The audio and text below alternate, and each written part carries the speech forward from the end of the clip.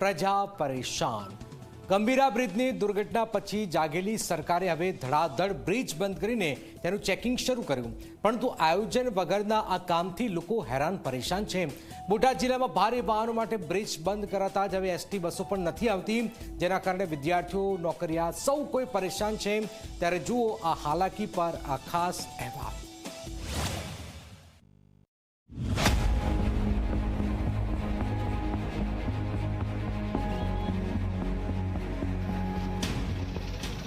Gambhira bridge દુર્ઘટનાએ Gujarat સરકારને જગાડી દીધી છે, પરંતુ આ જાગૃતિ સામાન્ય નાગરિકો માટે નવી મુશ્કેલીઓ લઈને આવી છે।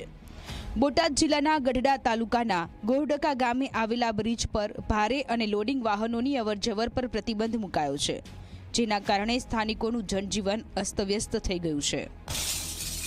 ગોહડકા બ્રિજ પર પ્રતિબંધને કારણે એસટી બસ સેવાઓ બંધ થઈ છે। આની સીધી અસર ગોહડકા, રણિયાળા, ગુંદાળા, માલપર, ટાટમ, હામાપર અને રાજપર જેવા આસપાસના ગામોના વિદ્યાર્થીઓ અને નોકરિયાત વર્ગ પર પડી રહી છે। બોટાદથી ગઢડા અને ઢસા જવા માટે 36 કિલોમીટરનું લાંબુ ડાયવર્ઝન લેવું પડે છે, જેનાથી મુસાફરીનો સમય અને ખર્ચ બંને વધી ગયા છે।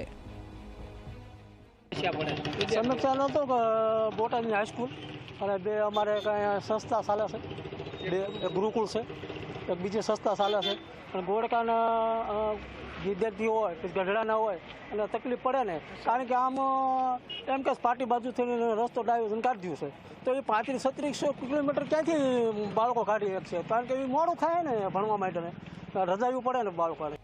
ગોહડકા બ્રિજ પર હાલ લીંબડી સ્ટેટ હાઈવેના કર્મચારીઓ દ્વારા સેમ્પલ લેવાની કામગીરી ચાલે છે, જે દર્શાવે છે કે બ્રિજનું નિરીક્ષણ અને સમારકામ ચાલુ છે, પરંતુ આ કામ પૂર્ણ થાય ત્યાં સુધી સ્થાનિકોને હાલાકીનો સામનો કરવો પડે છે।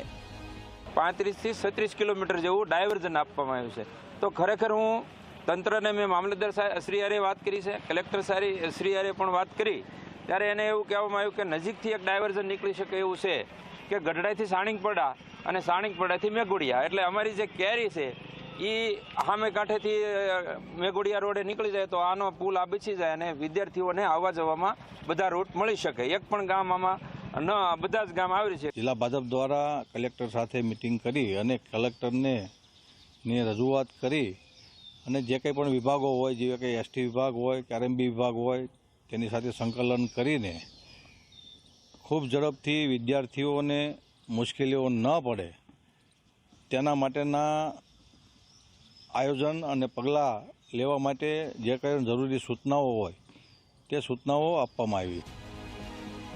ગંભીરા બ્રિજ દુર્ઘટના બાદ રાજ્યભરના બ્રિજોનું નિરીક્ષણ અને સમારકામ શરૂ થયું છે, પરંતુ જ્યાં સુધી આ કામ પૂર્ણ નહીં થાય ત્યાં સુધી ગોહડકા જેવા ગામોના લોકોને આવી મુશ્કેલીઓનો સામનો કરવો પડશે। સરકારની ઝડપી કાર્યવાહી જ સ્થાનિકોની સમસ્યાઓ હળવી કરી શકે છે। રઘુવીર મકવાણા, ઝી મીડિયા, બોટાદ।